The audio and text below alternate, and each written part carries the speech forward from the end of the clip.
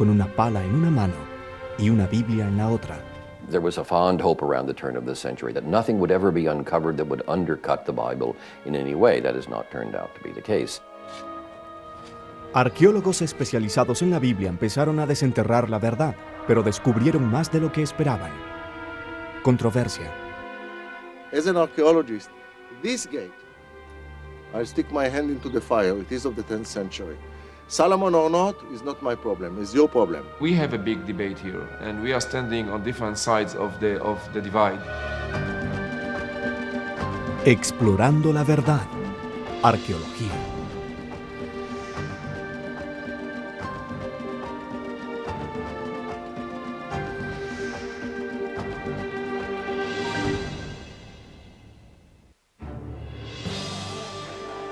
Israel, año 2000. Las negociaciones por la paz llegan a un punto muerto en medio de estallidos violentos en el diminuto país. Manifestantes palestinos se echan a las calles y arremeten con ira contra algunos blancos poco comunes, los antiguos emplazamientos arqueológicos. For example, an ancient synagogue was found near Gaza with a portrait of King David, and his face has been gouged out. The deliberateness of this destruction is troubling. En octubre, una enfurecida multitud de palestinos había profanado e incendiado el tradicional lugar de la tumba de José, cerca de Shechem. Días después, una turba que lanzaba piedras arrancó los hermosos mosaicos de una antigua sinagoga de Jericó. If you want to understand what's going on in the Middle East with the dispute between Israelis and Palestinians, you have to understand what's happening in archaeology. And the reason for this is because archaeology touches on both groups' sense of themselves, on their national identities, on their religious identities, and also on their political aspirations. It is at the heart of all of this. I think that both the Israelis and the Palestinians, what they fear most of all is that they are going to be written out of the narrative. Both sides know that, militarily speaking, they're not going to be able to get rid of each other. They're stuck with each other. But in terms of the story, well, that's a different case, because each side understands that whoever controls the artifacts controls the story. Aunque tal destrucción de artefactos constituye un alarmante nuevo capítulo en la historia de la arqueología bíblica, tampoco es una sorpresa, ya que la propia disciplina es producto de un desacuerdo político sucedido hace más de 200 años. Archaeology and politics are dangerous bedfellows, but they have a long history in the Middle East. El primer capítulo de esta historia comenzó en Egipto en 1831. Cuando el pachá otomano Mehmed Ali tomó el control de Palestina, abrió por primera vez en 600 años las puertas de la región prohibida a los viajeros occidentales. Ansioso por sacar provecho de la nueva política de Ali, un intrépido especialista en textos bíblicos estadounidense llamado Edward Robinson viajó al Cairo, Egipto, en 1838. Impulsado por su fervor cristiano, Robinson comenzó con un objetivo: localizar los lugares mencionados en la Biblia y demostrar así la veracidad de sus historias. Con atrevimiento observó: todas las tradiciones cristianas dentro y alrededor de Jerusalén y Palestina carecerán de valor alguno mientras no estén fundamentadas por los hechos relatados en las Sagradas Escrituras.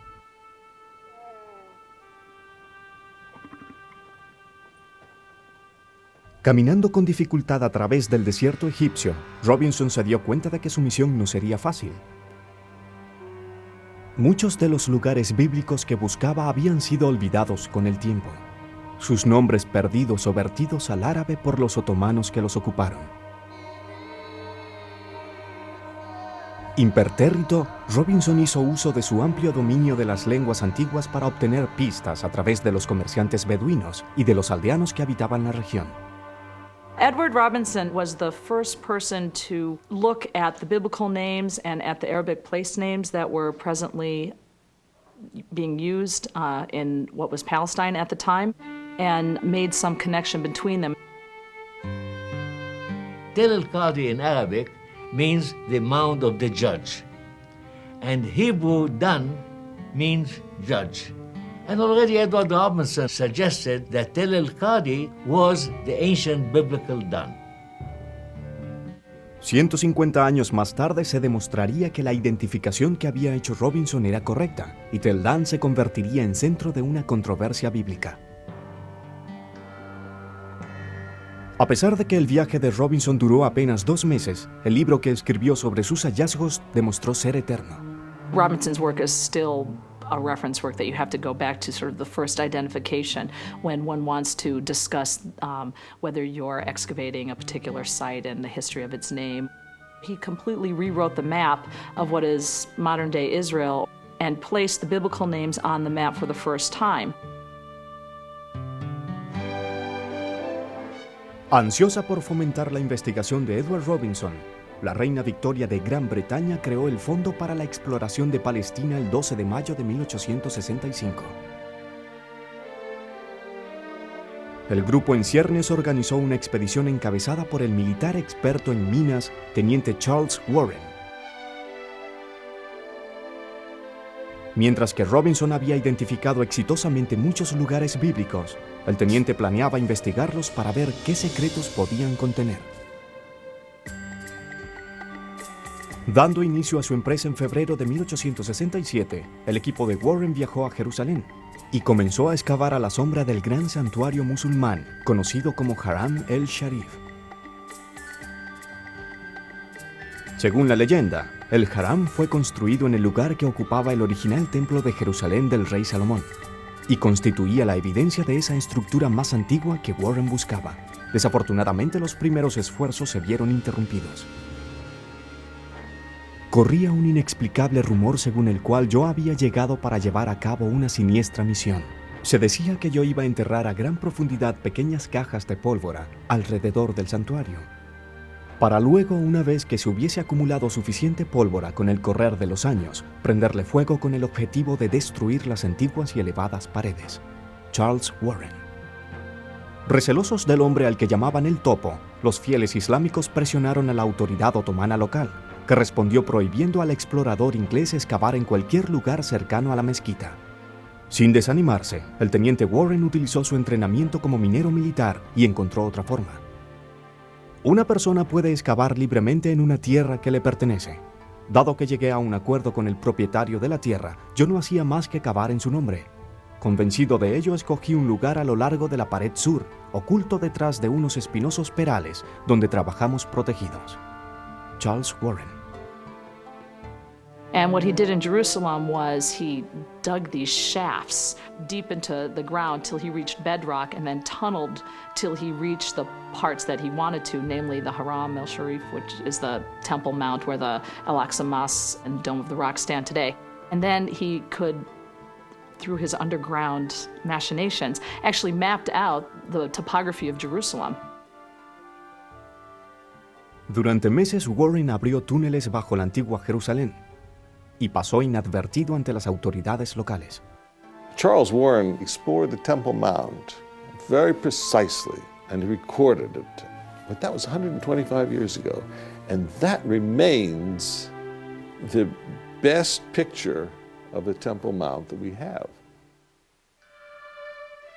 Warren hizo muchos descubrimientos interesantes, pero el más impresionante de todos fue un gran pozo de piedra que parecía conectar la antigua ciudad con el suministro de agua de la fuente de Gihón.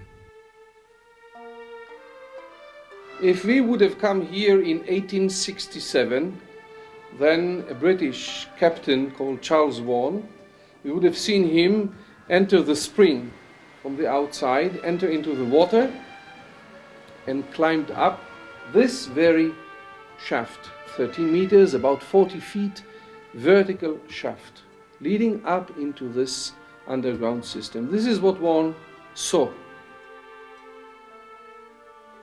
Aunque el descubrimiento de un antiguo sistema hidráulico resultase impresionante, era el posible eslabón entre el pozo de Warren y un famoso episodio bíblico lo que entusiasmaba al explorador.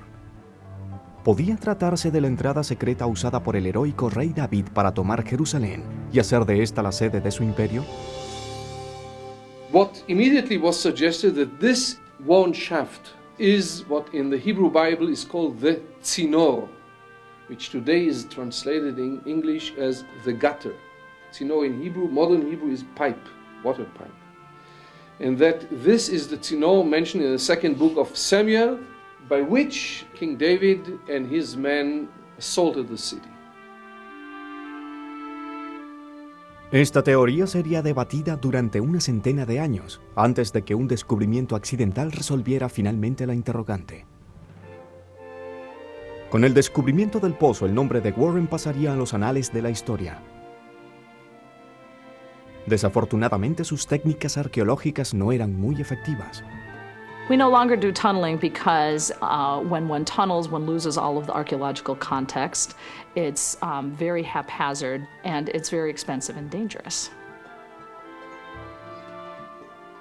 Pronto los miembros del Fondo para la Exploración de Palestina se dieron cuenta de que hacía falta una forma de excavación absolutamente innovadora para progresar en el campo de la arqueología.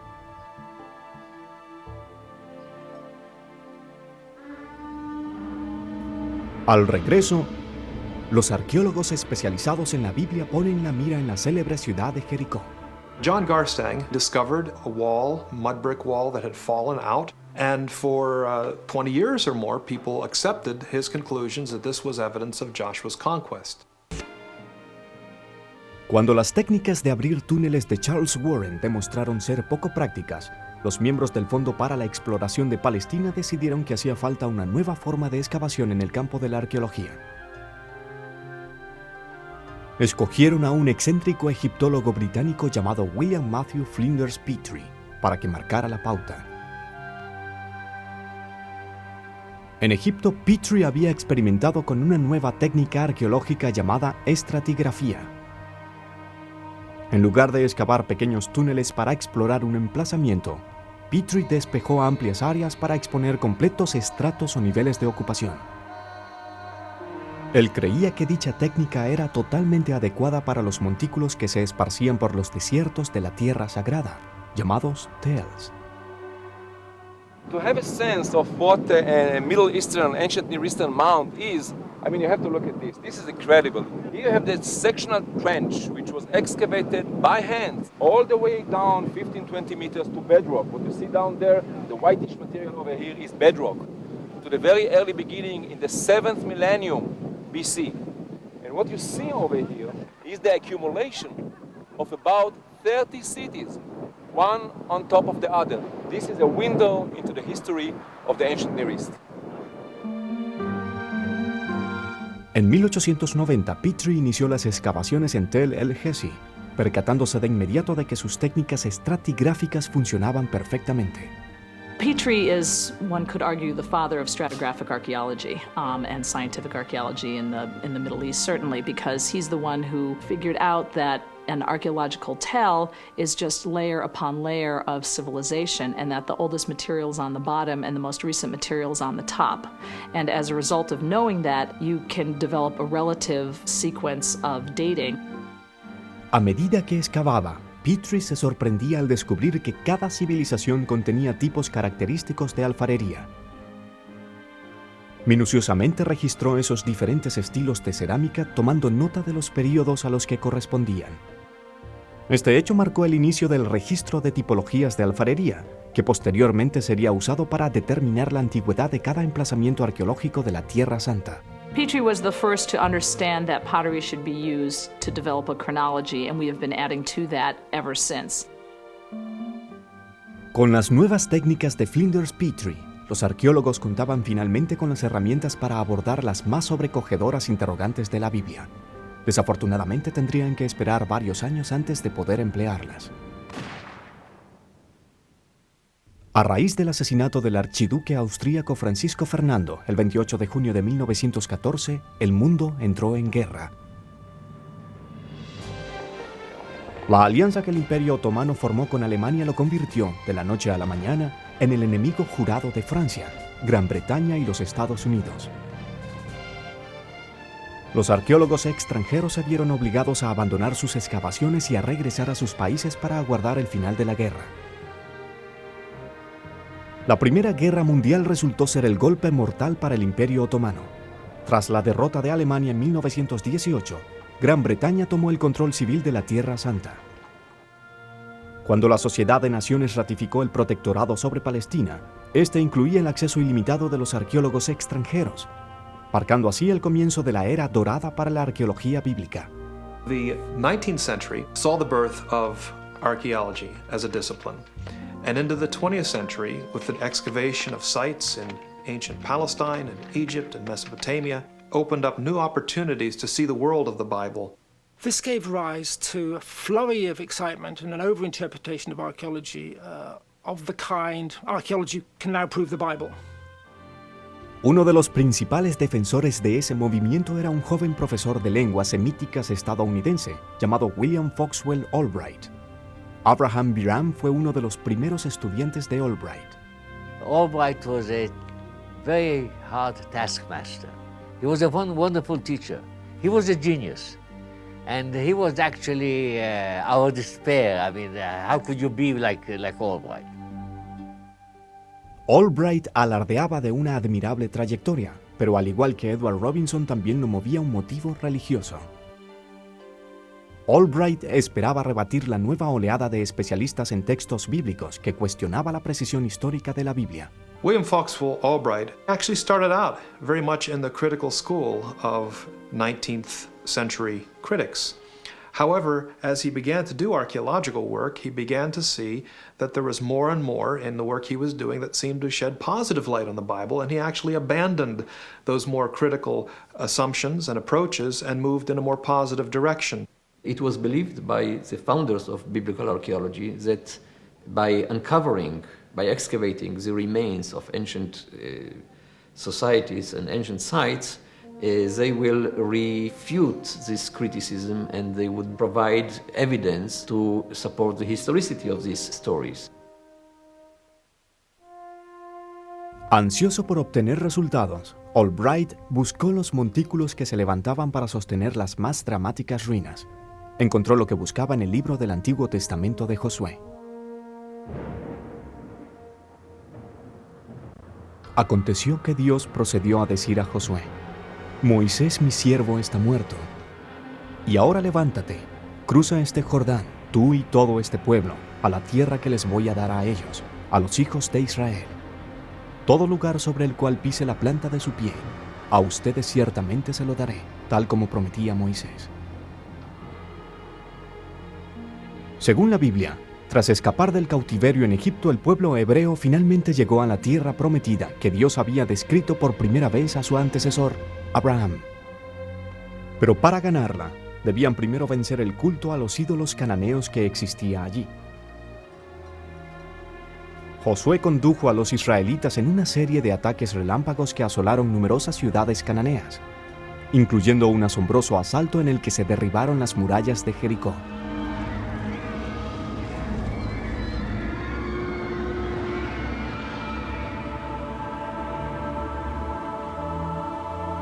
En 1926, William Albright empezó a sondear los tells, que según se decía sostenían las ciudades conquistadas por Josué. Excavando cuidadosamente en los estratos de Tel Bethel, Albright alcanzó un nivel de destrucción que parecía concordar con la versión bíblica. Al seguir adelante encontró un estrato similar en el antiguo lugar que ocupaba Gibea. Allí el arqueólogo afirmó con seguridad: el primer estrato de la época de los jueces había sido quemado como se describe en la Biblia. Pronto otros arqueólogos especializados en la Biblia informaron sobre una destrucción similar en sus emplazamientos, entre ellos una muralla en ruinas en la legendaria ciudad de Jericó. John Garstang excavated a site called Tel El Sultan, which we call Jericho, and he dug there in the 1930s. Now, he believed that the biblical story was true. He discovered a city that was massively destroyed. He found parts of a wall, mud brick wall, that had fallen out, and there was evidence of burning all over the site. And he dated it to 1400 BC. And for 20 years or more, people accepted his conclusions that this was evidence of Joshua's conquest. Para 1940, Albright recopiló suficientes pruebas como para presentar una nueva cronología del antiguo Israel, basada en la Biblia y en restos arqueológicos. Albright concluyó: Esta investigación le ha reportado un beneficio único a la teología.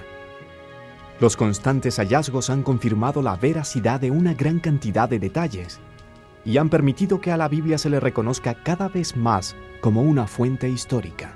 I think Albright's great contribution is to open our eyes to the biblical account on the one hand and to archaeological research on the other. That he established a relationship between the two disciplines. Pero el descontento se extendía en todo el Medio Oriente. Cambios inminentes amenazarían la secuencia de fechas de Albright y los fundamentos de la arqueología bíblica. Al regreso, una nueva excavación en Jericó plantea algunas inquietantes preguntas. There was a fond hope around the turn of the century that nothing would ever be uncovered that would undercut the Bible in any way. That has not turned out to be the case. 1 de septiembre de 1939. Los nazis invaden Polonia y desencadenan la Segunda Guerra Mundial.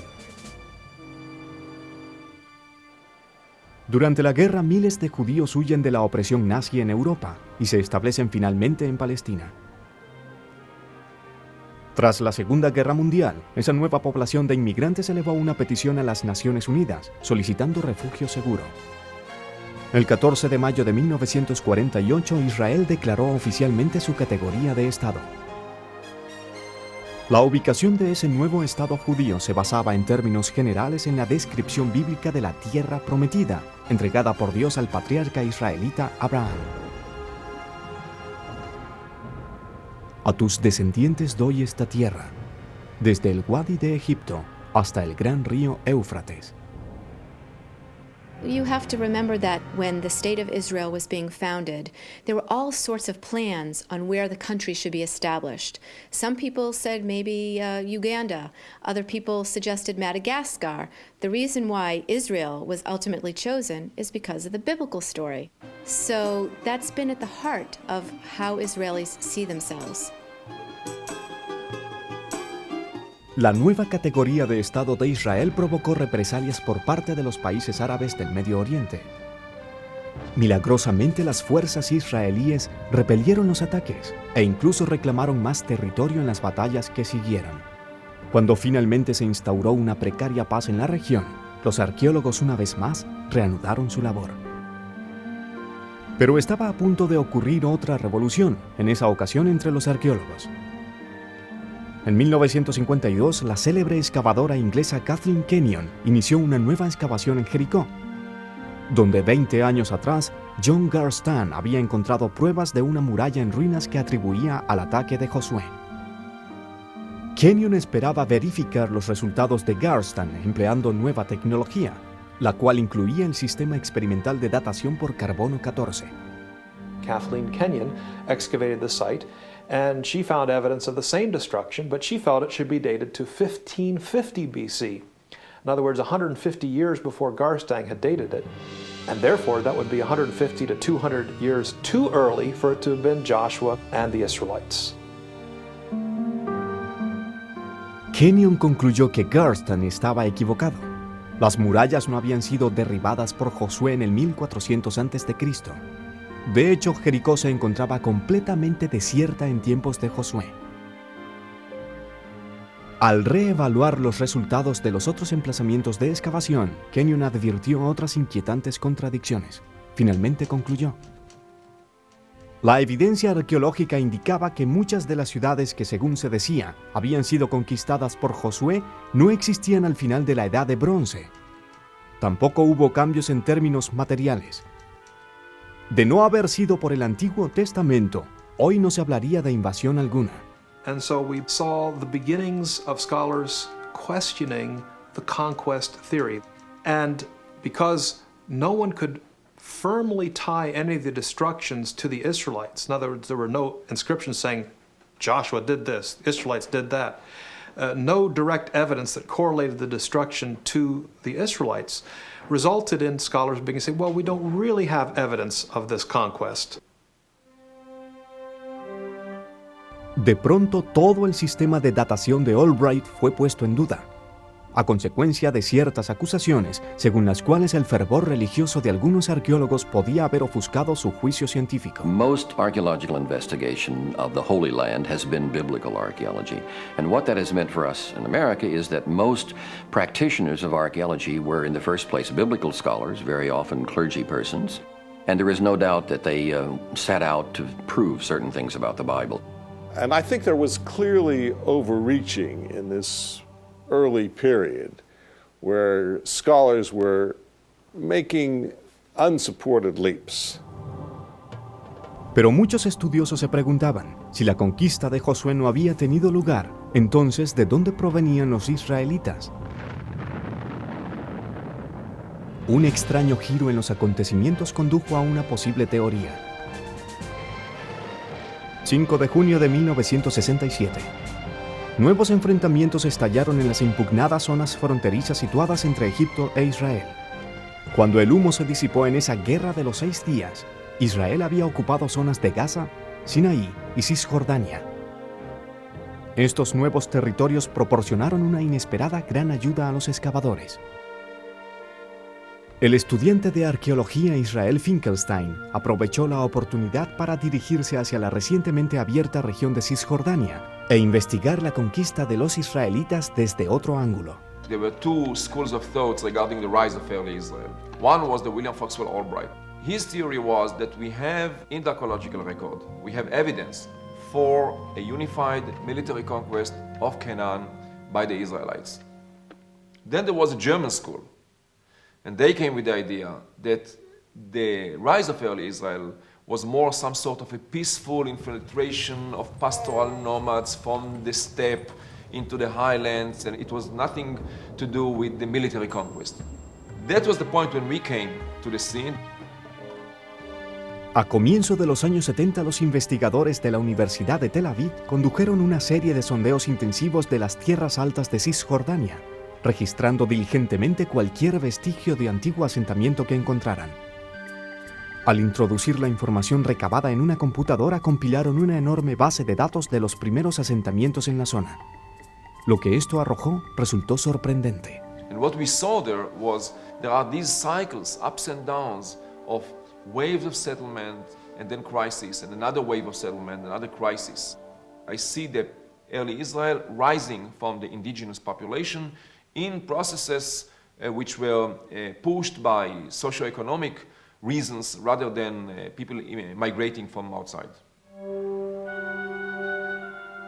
Basado en sus hallazgos, Finkelstein propuso una tercera teoría para explicar el origen del antiguo Israel. Los israelitas no habían derrocado a los cananeos, sino que descendían de estos. They see this development of Israel as an internal development rather than a people coming from the outside who conquered, as the Bible declares.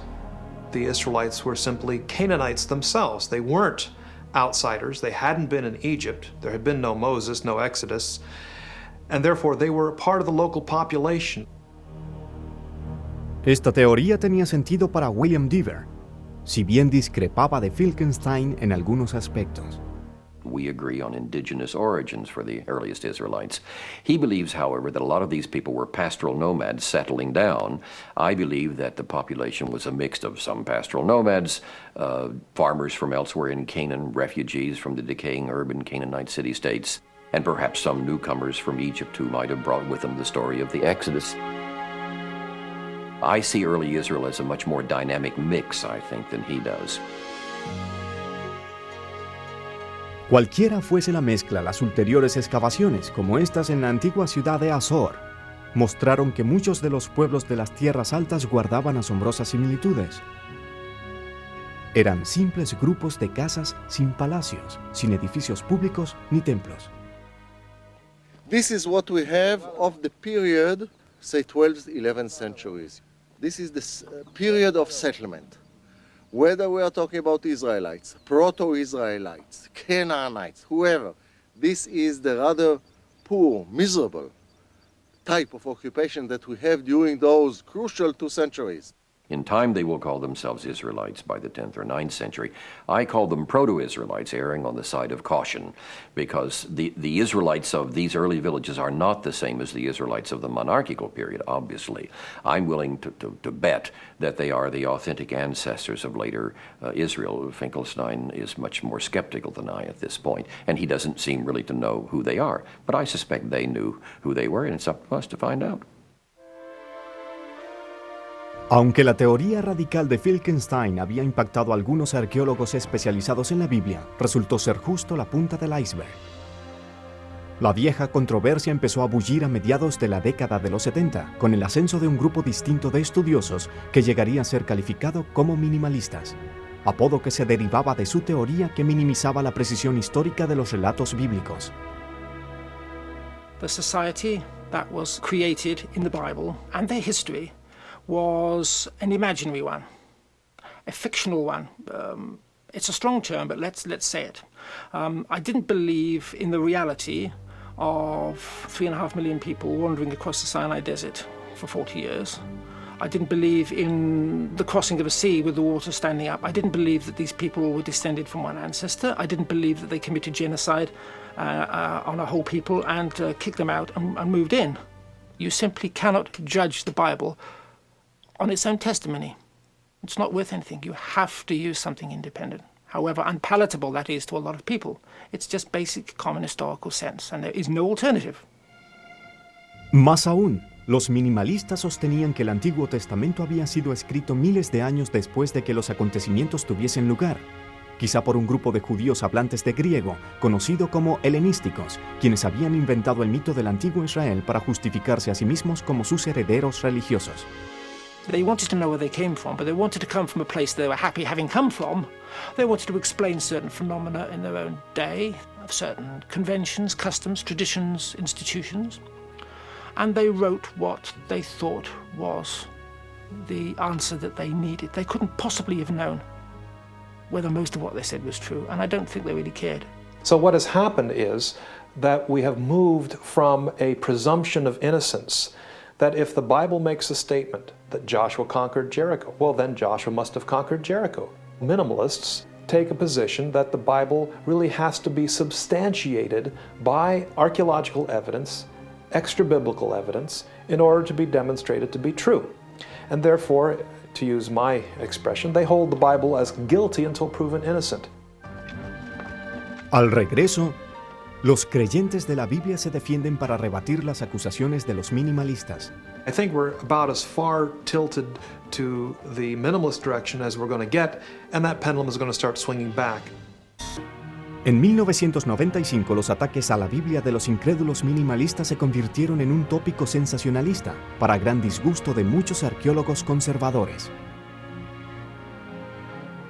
If you will come tomorrow out with a book saying that the world is flat, you'll hit the news. Everybody will write about you. Everybody will interview you. Everybody will say, here is a young scholar who is not afraid of the establishment, who dares to bring in new and fresh ideas. And when the dust will settle, and everybody will know that the world is not flat, who will remember that you said it? Your name is already there, okay? Here I have a problem. I think what has happened is that the new ideas, the minimalist ideas, are more shocking, more daring, and therefore they grab the eye of the press. They tend to be what one sees in the news media. But the reality is that those who hold these more radical views represent a rather small minority, but I think they've received a disproportionate amount of the attention over the last 10, 15 years. Un hombre que estaba decidido a acabar con tal hegemonía era William Dever, de la Universidad de Arizona. En su libro titulado What Did the Biblical Writers Know and When Did They Know It?, Dever le declaraba la guerra a la retórica de los revisionistas. The revisionists are fond of saying that archaeology has proven that the patriarchs were not historical figures. It has proven that a Moses never lived, proven that no conquest of Canaan took place. That's not accurate. Archaeology has not proven any of those things to be true, but it has not disproven them either. There's no way that archaeology can prove the details of the Bible. It can sometimes disprove them. which is the bind, and it's fortunate for me in a way that at least it can do that. We can say when a whole biblical picture is wrong, but if it's possible to be right, then all we can say is it's possible to be right. Deaver se sintió particularmente ofendido ante la afirmación de los minimalistas, según la cual la Biblia había sido escrita en el siglo II a.C. por un grupo de judíos helenísticos hablantes de griego. The notion of the revisionist that the Bible is a Hellenistic work flies in the face of everything we know about the Hellenistic era. One has to remember that most Old Testament scholars, they're not trained in classics. So here you have a whole group of scholars saying the Bible is a product of an age about which they know next to nothing. That's not very convincing, really.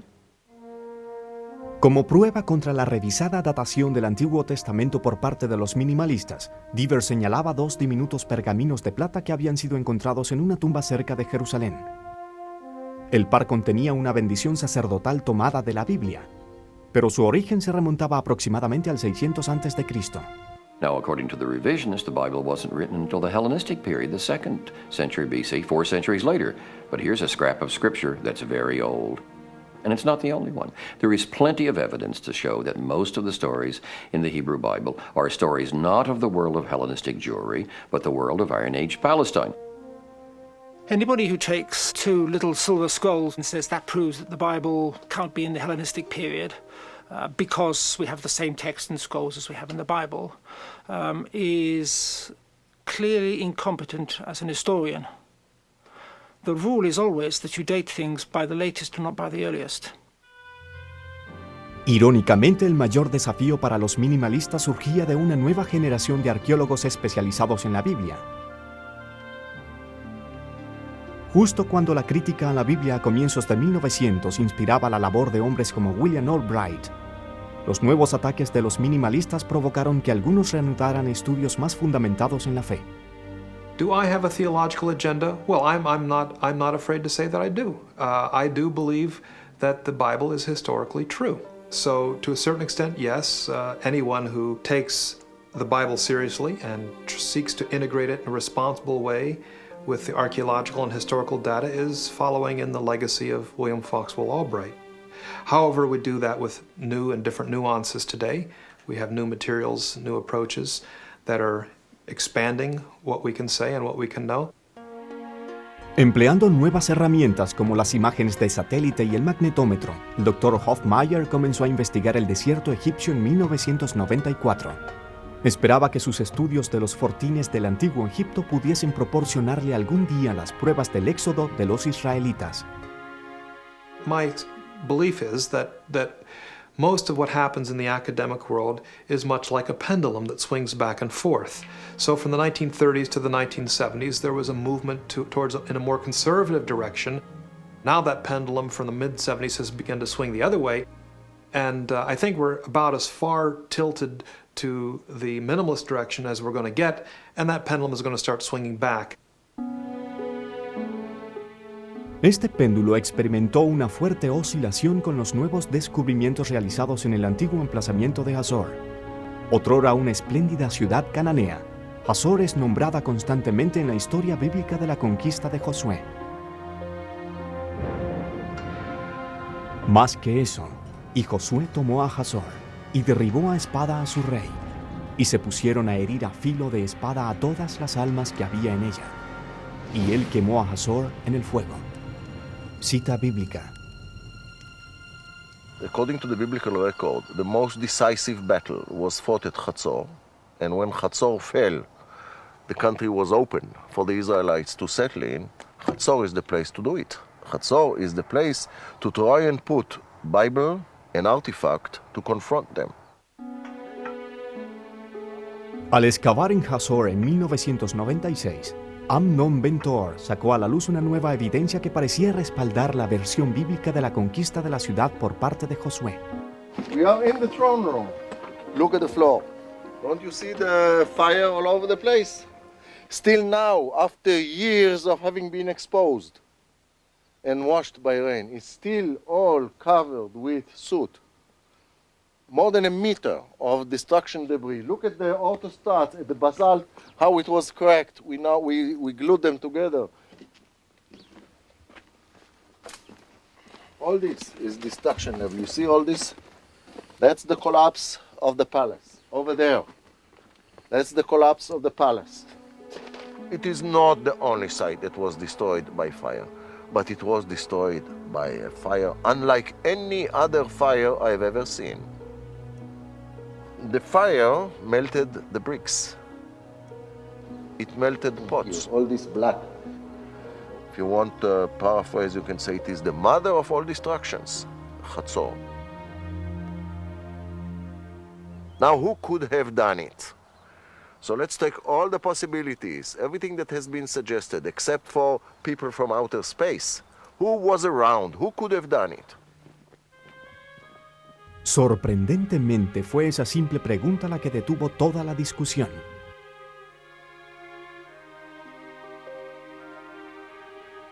Si las pruebas de Ben-Tor mostraban efectivamente que Josué y los israelitas habían destruido Hazor, entonces la historia bíblica era fiel. De lo contrario, le abrirían las puertas a la teoría alternativa de Israel Finkelstein. Hazor could have been destroyed by an Egyptian campaign. Hazor could have been destroyed by a rival city. Hazor could have been destroyed by the sea people. Not necessarily Joshua or Israel. Everybody is kosher, except the only ones about whom there is a text saying they did it, which are the Israelites. They are not kosher. They are not an option. Why? Because it says so in the Bible. And if it says so in the Bible, it must be wrong. I do not deny the information that Professor Ben-Tor retrieves from the ruins of Hazor. Okay, What I'm disputing the interpretation. In my opinion, there is no reason to interpret this as a conquest of Joshua. Pero las murallas incendiadas no eran la única evidencia que Ben-Tor poseía para respaldar su afirmación, según la cual Josué y el ejército de los israelitas habían destruido Hazor.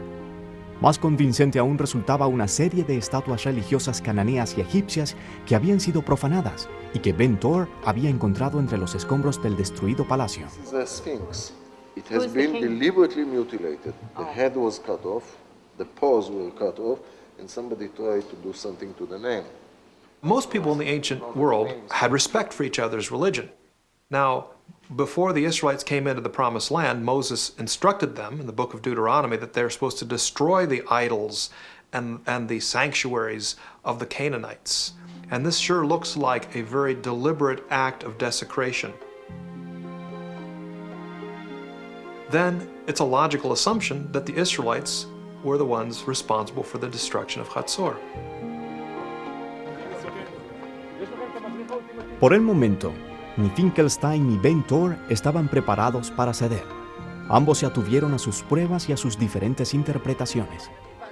We have a big debate here, and we are standing on different sides of the divide in the debate.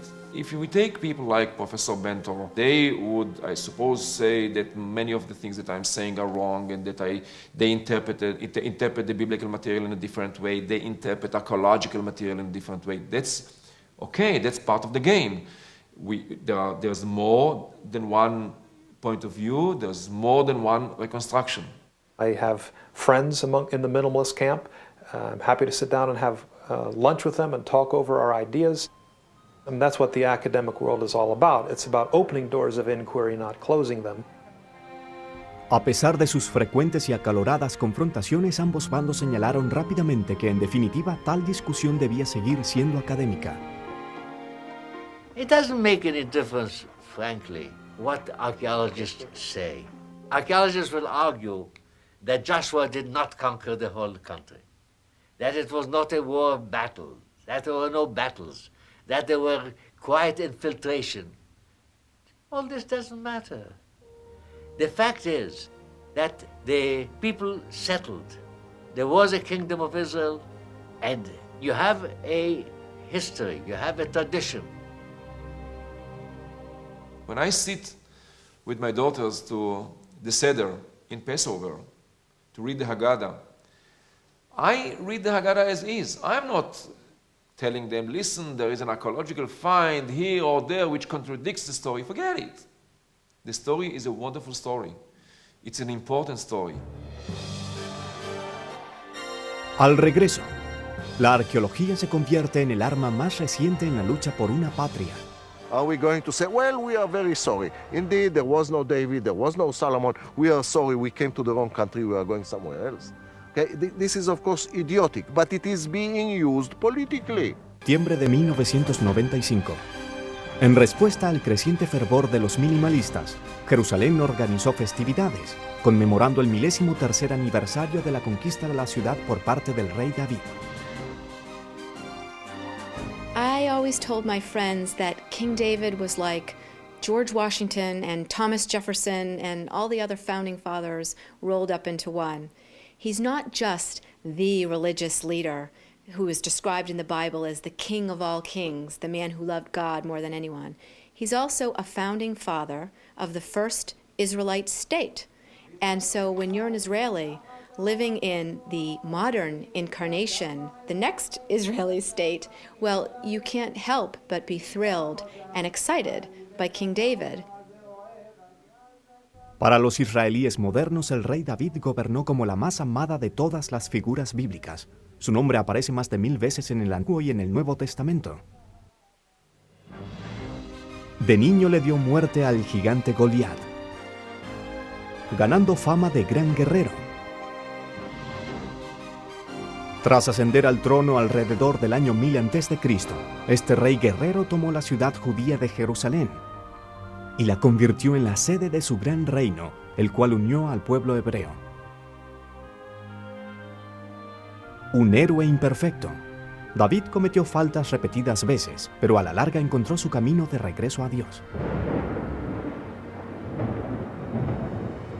El Señor ha jurado a David, verdaderamente no se retraerá de ello. Del fruto de tu vientre pondré en tu trono. Si tus hijos guardan mi pacto y mis recordatorios que yo les enseñaré, los hijos de ellos también para siempre se sentarán sobre su trono. Cita bíblica. Even today, we still sing the song David Melech Yisrael Chai Chai V'Kayam, which means David is the king of Israel. He lives and he endures. So just in those words, we can see how enduring his legacy is. Para los minimalistas, ni siquiera este imperecedero ícono cultural resulta sagrado. We have no more reason to believe in the historicity of David at this very moment than we do in King Arthur, perhaps slightly less, because there is more archaeological evidence of Arthur, even if most of it is not very reliable. Para los israelíes modernos, la teoría de que David no existió fue la gota que colmó el vaso. This was an incredibly powerful and emotional moment. You could really see the psyche of the country exploding. Average Israelis, most of whom like to brag that they're secular and don't really view the Bible as a religious book necessarily, but more as a history book, they were shocked, they were pained. People would stand and their voices breaking say, I can't believe it. Everything I learned in school, everything I learned in my books, everything I believe and was told my whole life, it's not true. Y en ningún lado se experimentó tan profundamente ese dolor como en Jerusalén, la ciudad que, según se le atribuye, David tomó y convirtió en la capital de su reino.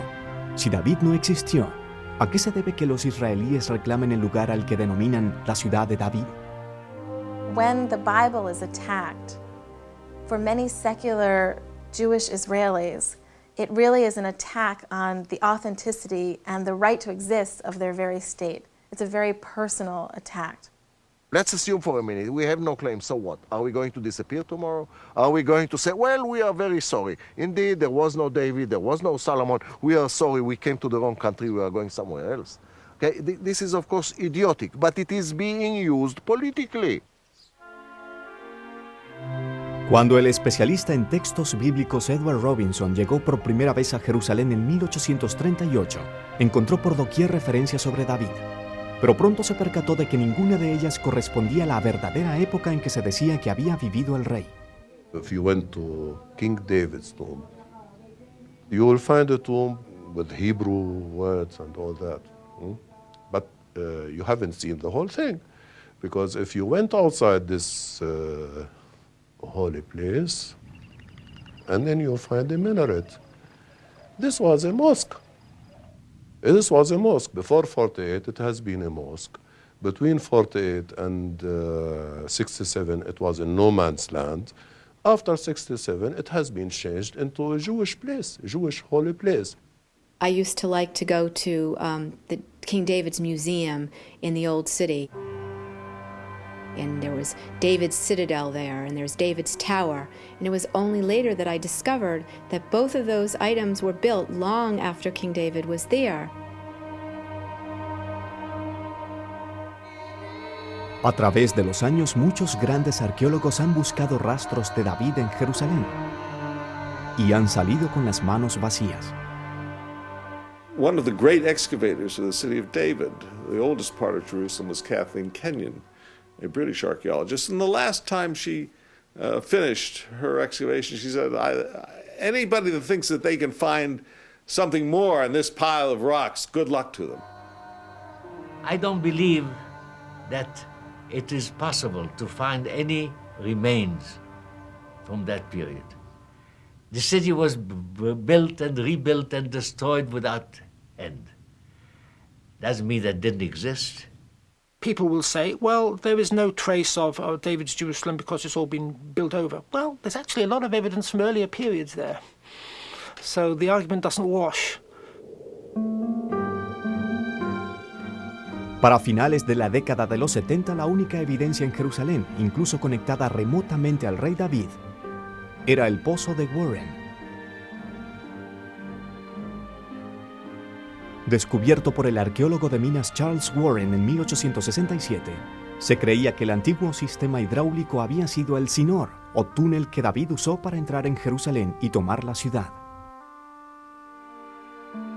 A través de los años, tal afirmación ha despertado polémica, pero jamás ha sido probada o rebatida definitivamente.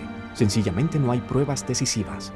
Warren and later other scholars in the beginning of this century cleared the place from its contents, all the pottery and debris, which in those days looked as a nuisance, as something to get rid of.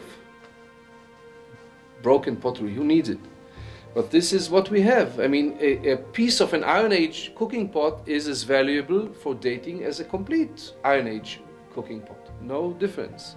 But this is missing. You see, the place is clean. Nothing here. So how would we tell? We cannot. En la década de los 80, varios alpinistas escalaron el pozo de Warren en una novedosa tentativa por probar la teoría. Una hazaña posteriormente repetida por el arqueólogo Ronnie Reich y por el editor Herschel Shanks. They had a rope ladder, and the three of us climbed down. And it was really obvious once we entered the shaft and got to the bottom that it had never been used to draw water. You had this beautiful tunnel leading to it, but the shaft itself was very rough and it was hard to get a bucket down into it.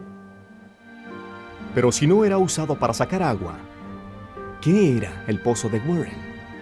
A geologist who made a detailed survey of this shaft came to the conclusion that it is a natural geological element. This is dissolved limestone by water. And actually nothing is man-made over here. Más aún, Shanks y Reich concluyeron que sería casi imposible para un hombre escalar las irregulares paredes del pozo de Warren sin equipos modernos de alpinismo. During the assault of David on Jerusalem, if he used any underground tunnel or water system to enter the town, it could not have been through this place, through this shaft. Pero en el mismo momento en que la popular teoría de la invasión de David era destruida, Ronnie Reich presentaba otra para reemplazarla. Mientras realizaba una labor de rescate debajo de un nuevo centro de informaciones en 1995, descubrió de improviso un túnel secreto que, extendiéndose por debajo de la ciudad, conducía a una reserva de agua protegida por los restos de una gran muralla y por torres. There at the bottom is the channel which feeds this pool with water, which originates at the spring, which is down there, and there's a feeder tunnel from the main tunnel which feeds this pool on the bottom. Sorteando completamente el pozo de Warren, ese nuevo túnel habría de proporcionar seguro y fácil acceso a los ciudadanos de la antigua Jerusalén para que alcanzaran su valiosísimo suministro de agua. On these towers were garrisoned soldiers who protected the water, the pool, the entrance, the lower entrance into the underground system. In the case that the city was besieged, people could reach down to the water by the means of this underground tunnel, drew the water in that pool, and were not hindered by anybody coming from the outside. They had their water supply protected as good as possible. Entre las ruinas, Wright descubrió numerosos fragmentos de alfarería que le permitieron datar el emplazamiento ubicándolo entre el 2000 y el 1550 a.C., siglos anteriores al reinado del rey David. Esa antigua datación tuvo enormes implicaciones.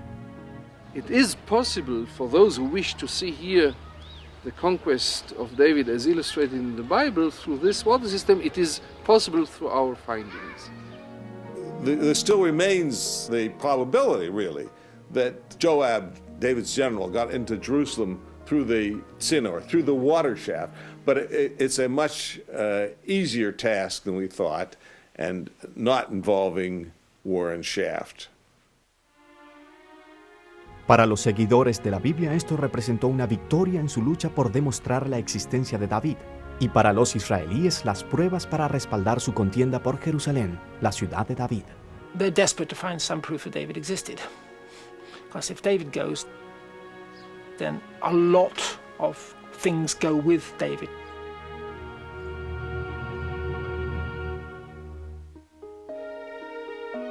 Al regreso, un descubrimiento controversial se ve envuelto en acusaciones de falsificación.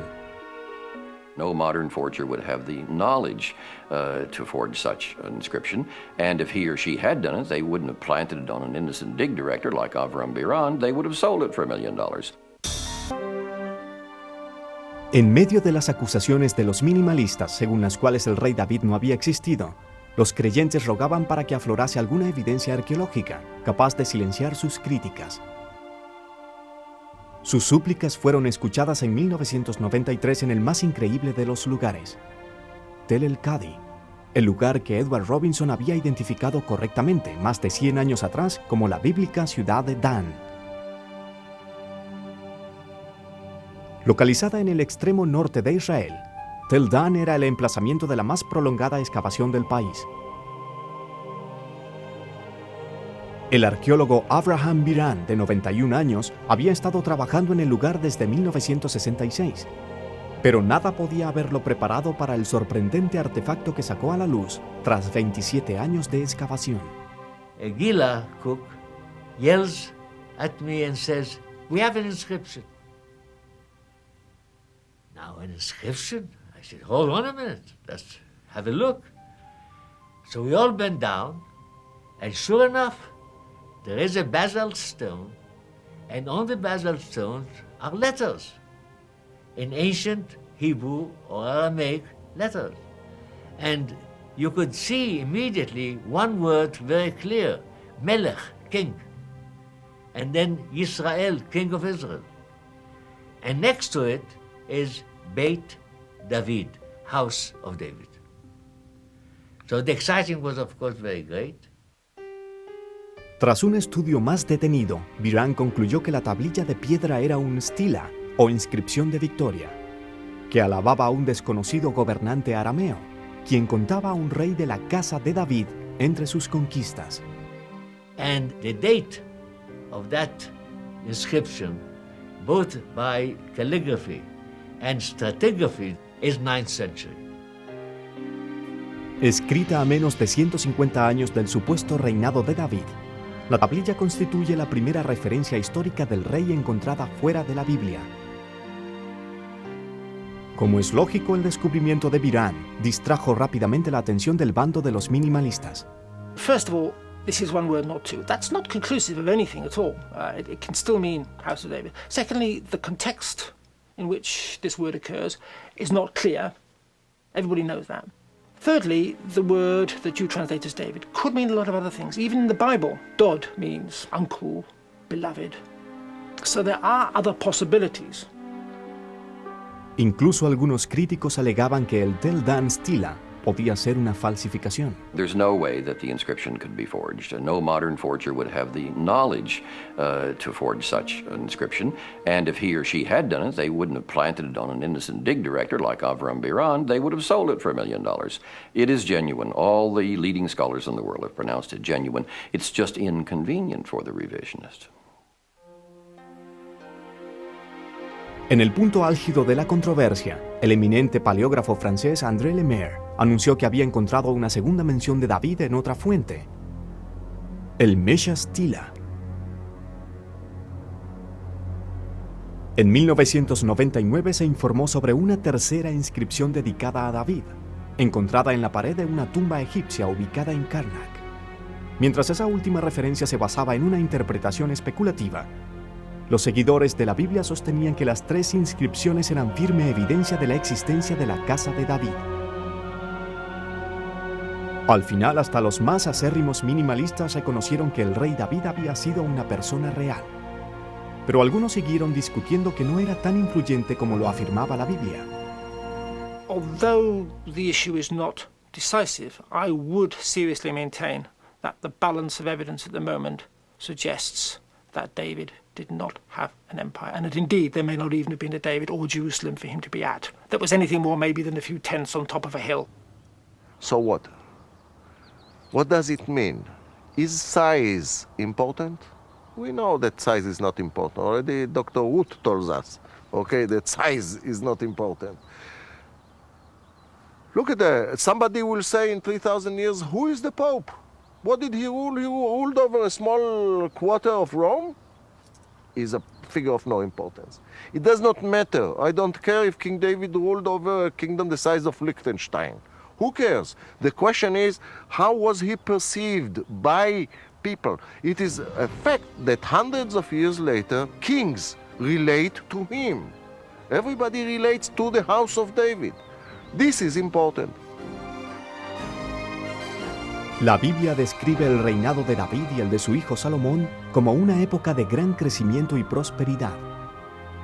Mientras que David convirtió a Jerusalén en el Capitolio del Imperio Israelita, fue Salomón quien edificó el primer templo para albergar el Arca de la Alianza, que contenía los 10 mandamientos originales. Si David era el corazón de Jerusalén, Salomón era su alma.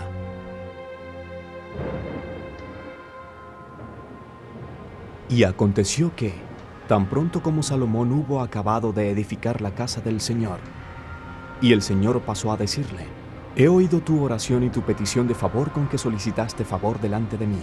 He santificado esta casa que has edificado mediante poner allí mi nombre hasta tiempo indefinido, y mis ojos y mi corazón ciertamente resultarán estar allí siempre. Cita bíblica.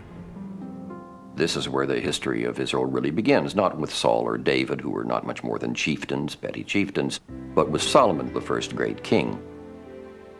Solomon was the great uniter. He was able to create a kingdom that was the envy of other nations.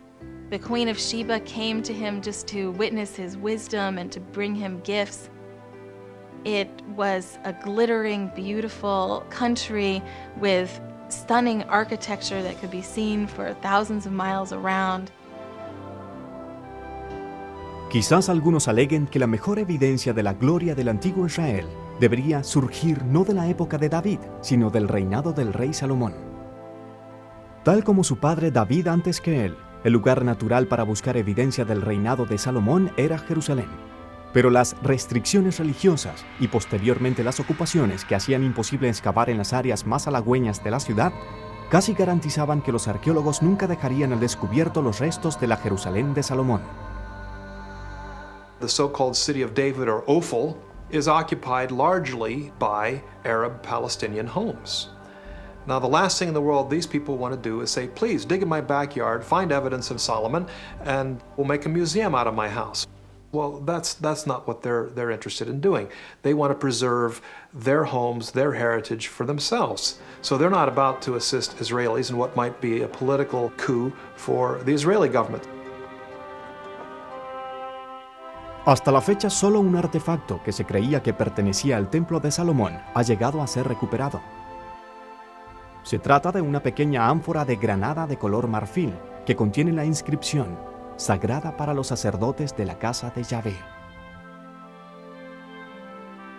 The whole temple area, which today houses important monuments for the Muslim faith, this is completely off limits to the archaeologists. So if we want to explore where was Solomon's temple, we can't dig there. Archaeologists cannot excavate on this most holy area for Islam. So that removes probably 50% of Jerusalem of Solomon's day from the excavator's trowel. It's just inaccessible. Frustrados por las restricciones de excavar en Jerusalén, los arqueólogos tuvieron que buscar pruebas del reinado del rey Salomón en otro lugar. Así volcaron su interés en las 3 ciudades reales que según la Biblia habían sido edificadas por el rey Salomón. Ahora bien, esta es la relación de los que fueron reclutados para trabajo forzado, una leva que el rey Salomón hizo para edificar la casa del Señor. Hazor, Megiddo, Gezer y las ciudades de los carros y las ciudades para los hombres a caballo. Cita bíblica. La búsqueda comenzó el 14 de junio de 1902, cuando Robert Alexander Stuart McAllister, de 21 años, inició excavaciones en la antigua ciudad de Gezer. Al trabajar en el emplazamiento durante 7 años consecutivos, el irlandés hizo numerosos y fascinantes descubrimientos. One of McAllister's major finds was a large complex on the south side of the mound, which he understood as a palace belonging to the Maccabean ruler Simon Maccabeus in the 2nd century, one of the Hasmoneans. A pesar de todas las impresionantes estructuras que descubrió en Gezer, McAllister no halló nada que pudiera atribuir directamente a la época de Salomón. Con la decepción de Gezer, aún pensando en el ambiente, los arqueólogos centraron sus esperanzas a la segunda ciudad salomónica, Megiddo. Megiddo was the cradle of the archaeology of this country. It is the site which is mentioned, the only site in Israel, which is mentioned in all great archives of the ancient Near East. Assyrian, Egyptian, Hittite, and of course in the Bible, above all, and many times in the Bible. So this is the reason why it is so important. Desde 1925, el Instituto Oriental de la Universidad de Chicago comenzó una excavación de 14 años en Megiddo, con la esperanza de dejar al descubierto las pruebas del reinado de Salomón. They excavated the famous Megiddo stables at a time, and they identified them as stables, first of all, and dated them to the time of Solomon because of several verses in the Bible which, first of all, mention construction of Solomon at Megiddo, and secondly, mention the fact that Solomon had many horses. So they combined the verses and then identified the stables as belonging to Solomon. Los investigadores de Chicago realizaron sus más emocionantes hallazgos cerca de los establos, las murallas de la ciudad y la excepcional y pesada puerta de una torre y cuartel, los cuales atribuyeron al auge edificador de Salomón. And from the very beginning, they always tried to find a way to pinpoint the biblical material into the ground, so to speak, into the strata at Megiddo. Con mucha anticipación, la atención se centró en la última ciudad del auge bíblico edificador de Salomón, Hazor.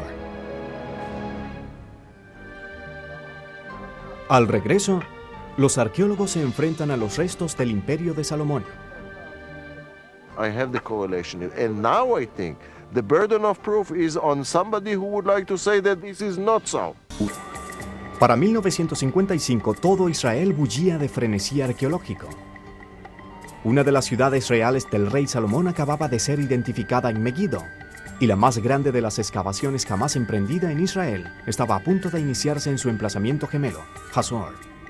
The king of Hazor is called in the Bible the king of Canaan, which means he is actually the king of this city, but he is so important, or the city is so important, that he is the king of the entire country, the king of Canaan. It is, if you want, a Los Angeles, a Paris, a London of those days. So it's a jewel of a site. En el verano de 1955, Yigael Yadin inició excavaciones en el emplazamiento de la antigua ciudad de Hazor. Esperando encontrar ruinas del reinado del rey Salomón, Yadin se entusiasmó al dejar al descubierto una muralla de ciudad semejante a la hallada en Megiddo. Cuando los excavadores alcanzaron el extremo de la muralla, Yadin marcó con estacas un bosquejo en el suelo, basado en la puerta de Megiddo, y le dijo a sus excavadores que excavaran allí. Para su sorpresa, la puerta aparecía a medida que excavaban exactamente donde había marcado Yadin. He knew the shape of the gate of Megiddo, and he was convinced that the gate here at Hatzor will look exactly like the one in Megiddo. So he more or less plotted it on the ground, and the workers were amazed, and were very religious people they were, that indeed it turned out more or less to be according to the one at Megiddo.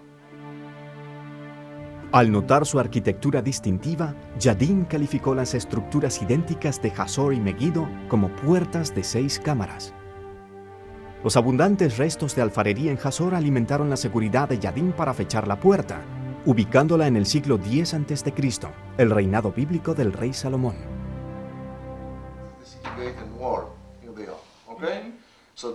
El arqueólogo Amnon Ben-Tor era un estudiante que estaba bajo la dirección de Yadin en las excavaciones de Hazor y ayudó a datar la puerta de 6 cámaras. Now, I don't care if it is Solomon who built it or if it is Franz Joseph who built it. This is now not the question.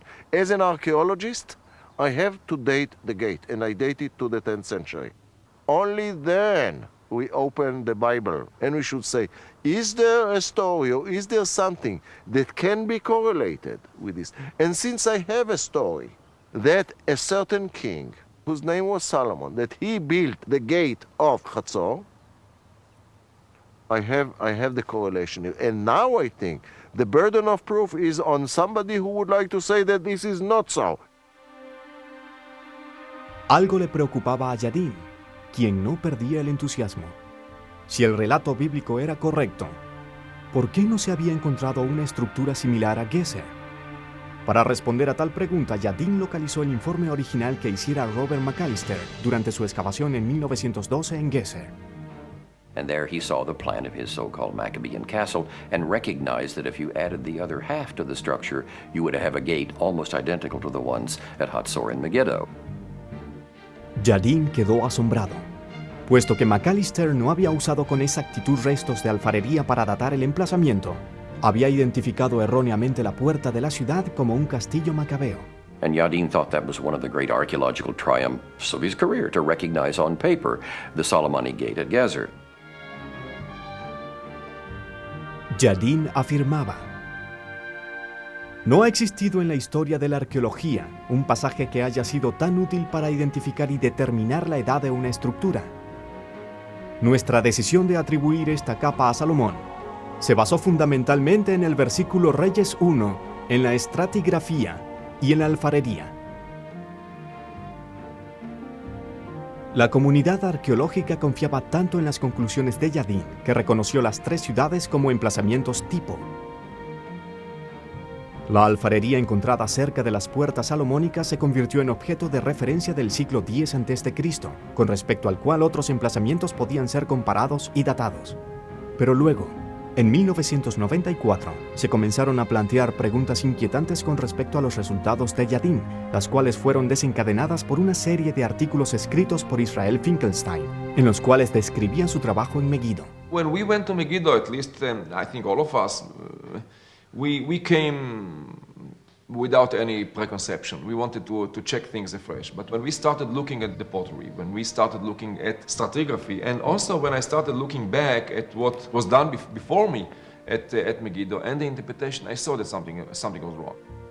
Well, now we are going to visit the anchor of the whole Solomonic theory. This is the famous gate of Megiddo, the one which is similar to the gates at Gezer and Hatzor. Now, the idea was that there is this description in 1 Kings 9:15 of Solomon building Hatzor, Megiddo, and Gezer, and here we have the same buildings. However, the problem is that there is evidence here that this very gate at Megiddo is later. It should apparently be dated to the 8th century, 2 centuries after the days of King Solomon. So this cannot serve anymore as an anchor for the theory of the united monarchy of David and Solomon. Basado en su propia excavación en Megiddo, Finkelstein argumentó que Yadin había mal interpretado los restos de alfarería y había datado los 3 emplazamientos demasiado pronto. Finkelstein propuso una nueva cronología, la cual sacudió otra larga y establecida tradición bíblica. Solomon, well, nothing was built by Solomon here. What we see here, we see archaeology of the Bronze Age, we see of the second millennium, of the third millennium and second millennium BC. We do see Iron Age monuments, but I don't think that a single monument here was built by Solomon. Si la tan llamada corrección de Finkelstein era cierta, entonces el gran edificador de Gezer, Hazor y Megiddo no había sido Salomón, sino una de las más aborrecidas figuras de la Biblia, el rey Ahab. Ahab, hijo de Omri, pecó a los ojos de Dios más que cualquiera de sus predecesores. Incluso desposó a Jezabel y se entregó a la veneración y culto a Baal. Hizo más por enfurecer al Señor, el Dios de Israel, que cualquiera de los reyes que lo precedieron. Cita bíblica. Aun cuando Ahab fuera vilipendiado en la Biblia, Finkelstein creía que había sido un magnífico edificador. Siguiendo los pasos de su padre Omri, Ahab instauró con firmeza una dinastía Omri que se extendió por toda la Tierra Santa. Un hecho que Finkelstein creía parecía confirmarse a través de la arquitectura de Megiddo. Now, this beautiful Ashlar masonry, the blocks, they were dated, the building was dated to the time of Solomon by Yigael Yadin and others. The blocks, they have mason's marks on them. Here you see one of them, a very beautiful one, and another one over here. Now, these mason's marks make it possible for us to redate the building. Why? Because there are only 2 buildings in this country with mason's marks like these. Not 2 strata, not 2 cities, 2 buildings. One is this building at Megiddo, dated to the time of Solomon, and another one, the palace of the Omrites at Samaria. This is too much for a coincidence. Either you take the palace of the Omrites at Samaria and make it a Solomonic palace, or you take this palace and make it an Omrite palace. And the way I understand it, we better post-date this building to the 9th century, to the days of the Omrites. Además, Finkelstein insinuaba que la confianza de Yadin en los textos bíblicos podía ser la causa de la datación errónea. Everything depends on one verse in the Bible, and that is 1 Kings 9:15. And Yadin had a theory of understanding this verse as referring to certain monuments in these 3 sites, and then he thought that he has a connection between the Bible on one hand and archaeology. But we cannot use this verse as, the basis for the entire reconstruction of biblical history and archaeology. This is impossible. El arqueólogo Amnon Ben-Tor dirigía entonces las excavaciones en Hazor y defendió rápidamente el trabajo de su mentor del ataque de los revisionistas. It was dated not because of the Bible. It was dated through pottery. It was dated through stratigraphy. It was also later related to the Bible. He said, you see, I have a gate of the 10th century, and it goes very well with the biblical text. He didn't say, I have a gate that goes with the biblical text, and therefore it is of the 10th century. You see the difference? Today, it's fashionable to make fun of Yadin as though he had been some sort of fundamentalist and he was reading the Bible in a literalistic way. I don't think. I think he simply knew these gates and he was struck by the resemblance to the description in the Bible. As an archaeologist, this gate, I'll stick my hand into the fire, it is of the 10th century. Solomon or not is not my problem, it's your problem. I don't know about Gezer, I don't know about Megiddo, I didn't excavate there. I can only check the results, and I think there too it is also of the 10th century, but this is still an open question, as far as I'm concerned. Para otros, sin embargo, el caso estaba casi cerrado. Finkelstein follows a low chronology, bringing dates down anywhere from 50 to 100 years. But no other leading archaeologist has advocated the low chronology. He is alone in this. Now, it's possible that Finkelstein is right and all the other authorities are wrong, but it's not very likely. Most of us believe there is no real evidence for Finkelstein's low chronology, and we think that it will end up being overturned within 5 years, not least of all by new carbon-14 dates, and also by a better understanding of the pottery. Al regreso, la arqueología se introduce en la lucha actual por el control en el Medio Oriente. By writing each other out of the biblical narrative, they write each other out of the modern narrative. Cuando se constituyó el Estado de Israel en 1948, su ubicación en Palestina se basaba en la descripción bíblica de la tierra prometida de los israelitas. Este era un derecho que los primeros israelíes intentaban defender, excavando en busca de evidencias del pasado. I think when the state was founded in 1948, archaeology was a way of establishing for the early Zionists at that time their roots in the land. It was very, very important for them to show that we were always here and that we had a glorious past. And even in the Bible it says so. And now from archaeology we can show you, we can prove to you, we can prove to the Arabs, we can prove to the entire world, we have been here before, we are no foreigners. We just left for a while, now we are back. Desafortunadamente para Israel, nadie en la región reconocía su derecho bíblico al territorio. La constitución del Estado judío hizo que muchos árabes palestinos abandonaran sus tierras ancestrales. Para ellos Israel era territorio árabe, y habían estado luchando para recuperarlo desde el nacimiento del nuevo Estado judío. What happened in 1948? Palestinian villages, more than 500 villages, were destroyed or depopulated. People were kicked out of their lands. All the names of the Palestinian towns, which were Arabic names before 48, they have been systematically changed into Hebrew to give the impression that this is a Jewish country, Hebrew, whatever.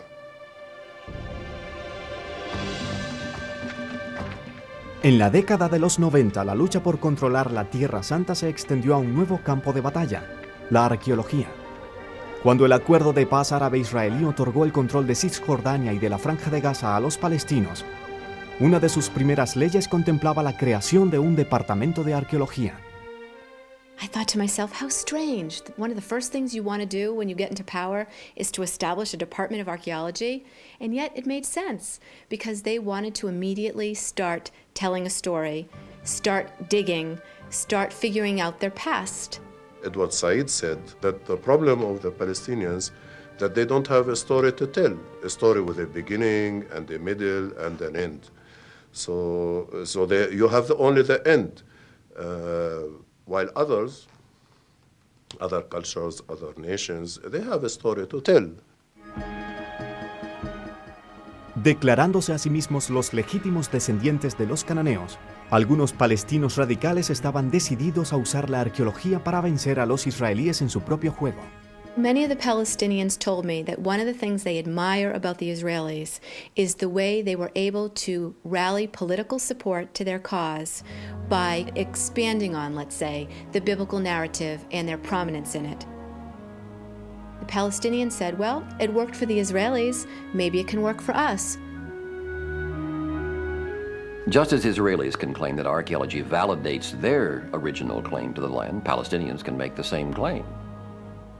In fact, I think we can prove the Canaanites were there first. Let's find some of them and give the land back to them. Irónicamente, incluso los arqueólogos israelíes encontraron sus excavaciones sujetas a la interpretación de los palestinos.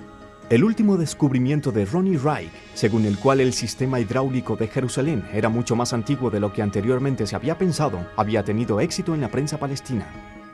The Bible presents the Canaanites as inferior to the Israelites, culturally, socially, and morally. Ronnie's discovery makes you think again, because it's an amazing piece of architecture that they put together there. And again, the Palestinians are thrilled to have this kind of archaeological proof that the Canaanites might have been just as good, or even perhaps better, culturally speaking, as the Israelites. Como es lógico, cada nuevo capítulo de la discusión de los minimalistas se concentraba en la polémica de los palestinos, una tendencia que preocupaba a Amnon Ben-Tor. Once Israeli archaeologists come and say, this is all nonsense. Everything that is in the Bible is all nonsense. It is all a legend. It is all something that was written many, many, many years after in order to invent a glorious past. They are giving all those people all over the world say, you see, it is not only we who say so. Even you, Israelis, say that you don't have any claim to this country. By writing each other out of the biblical narrative, they write each other out of the modern narrative. And so they look at a lack of information, for instance, about Jerusalem. And the Palestinians will say, the Israelis have no history there, so hence they have no modern connection to Jerusalem. Or the Israelis will say that the Palestinians' interest in Canaanites and other ancient peoples is false. It's made up. They don't have any connection to the Canaanites, therefore they have no connection to the biblical narrative and no historical connection to the land that they've been living on. So you see this all the time between the two sides, trying to somehow edge the other side out of the story. En ningún lugar era tan evidente esta lucha como en la cúpula de la roca en Jerusalén. Los judíos creen que esta fue otrora el lugar del templo del rey Salomón, mientras que la tradición musulmana sostiene que Mahoma ascendió al cielo desde la roca sobre la cual fue construido el santuario. Ambas religiones consideran sagrada la meseta de 14 hectáreas, pero solo a los musulmanes se les permite rendir culto allí. This is an area that has never been excavated before. It's a very sensitive area. It's the holiest site in Judaism and very holy in Islam too. But it's being destroyed archaeologically. En 1999, la WAQF, Fundación Religiosa Musulmana Responsable del Monte, inició excavaciones en los límites de su edificio. Los dirigentes islámicos informaron que la construcción estaba siendo sometida simplemente a restauraciones de seguridad, pero los israelíes desconfiaban. El trabajo no estaba siendo supervisado por un arqueólogo, como lo exigía la ley, y cada noche bajaban con gran estruendo camiones de la mezquita de la Roca para vaciar escombros en un vertedero de basura. ¿Podían ellos estar destruyendo valiosos artefactos del santuario judío de la Roca? We know from an examination of the dump that it's archaeologically rich material. Whether it has anything to do with Solomon's temple is another question, and I don't propose to suggest the answer to that. But a large cornice has been found and some pottery by people going into the dumped material. That gets to the heart of the Israeli fear, that evidence that could show a Jewish historical presence in Jerusalem at the Temple Mount is now being thrown away. Para muchos israelíes resulta difícil no estar aterrados. Negociadores palestinos continúan exigiendo la restitución de los artefactos descubiertos en el territorio que ahora controlan, incluyendo los célebres pergaminos del Mar Muerto. Los artefactos se están convirtiendo en la más reciente controversia en la implacable lucha por el control del Medio Oriente. It just doesn't get as much attention as some of the louder and more important political issues, but it is there. There are also disputes over how much access the Israelis will have as tourists to these sites that are so fundamental to their religious beliefs. So the archaeology is not going to go away. It's always going to stay, I think, at the heart of some of the things that the Israelis and the Palestinians continue to argue over. Para los arqueólogos de todas las naciones, tal panorama no resulta inspirador. I've struggled for 30 years to keep Middle Eastern politics out of archaeology. Why? Because it's explosive. I mean, we were talking more or less all the time politics, but you see, this is not the purpose of archaeology. I want to tell you something.